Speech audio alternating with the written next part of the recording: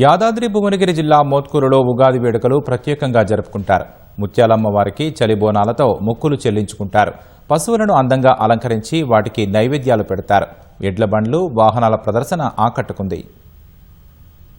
100 ఏళ్ల క్రితం యాదాద్రి భువనగిరి జిల్లా మోత్కూరులో కలరా, మసూచి వంటి వ్యాధులు సోకి ప్రజలు చనిపోవడం తీవ్ర విషాదాన్ని నింపింది.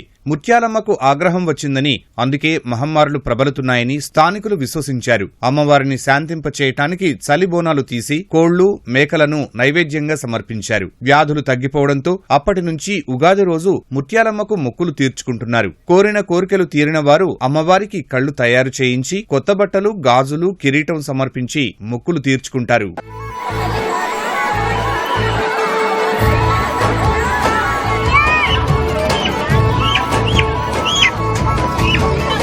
సంవత్సరం మొదటి రోజు అమ్మవారికి భోజనం రూపంలో, బోనం రూపంలో మొక్కులు అర్పించినట్టయితే సంవత్సరం అంతా కూడా అమ్మవారు చల్లగా చూస్తుందనేటువంటిది ఇక్కడ ప్రజల యొక్క నమ్మకం. ఇదే రోజు ఆబాలగోపాలం అంతా కూడా చాలా ఉల్లాసంగా, ఉత్సాహంగా ఎడ్లను మొదలైన అలంకరించడం, అమ్మవారికి బోనాలు సమర్పించడం, అదేవిధంగా మిగతా ప్రాంతాలకు భిన్నంగా ఇక్కడ మద్య మాంసాలకు కూడా ప్రాధాన్యత ఉండడం అనేటువంటిది ఈ ప్రాంతం విశేషంగా. మోత్కూరు వాసులు పశువులను కూడా ఉగాది రోజు ప్రత్యేకంగా పూజిస్తారు. ఉదయాన్నే పశువులకు శుభ్రంగా స్నానం చేయించి నైవేద్యాలు సమర్పిస్తారు. ఎడ్ల బండ్లను అందంగా అలంకరిస్తారు. అనంతరం గ్రామంలో ఎడ్ల బండ్ల ప్రదర్శన సందడిగా సాగుతుంది. కార్లు, ఆటోలు, ద్విచక్ర వాహనాలతోనూ స్థానికులు ప్రదర్శనలో పాల్గొంటారు. ఈ సంబరాల్లో ఇప్పటివరకు ఎలాంటి ప్రమాదాలు జరగలేదని, ఇదంతా అమ్మవారి మహిమేనని స్థానికులు భావిస్తారు.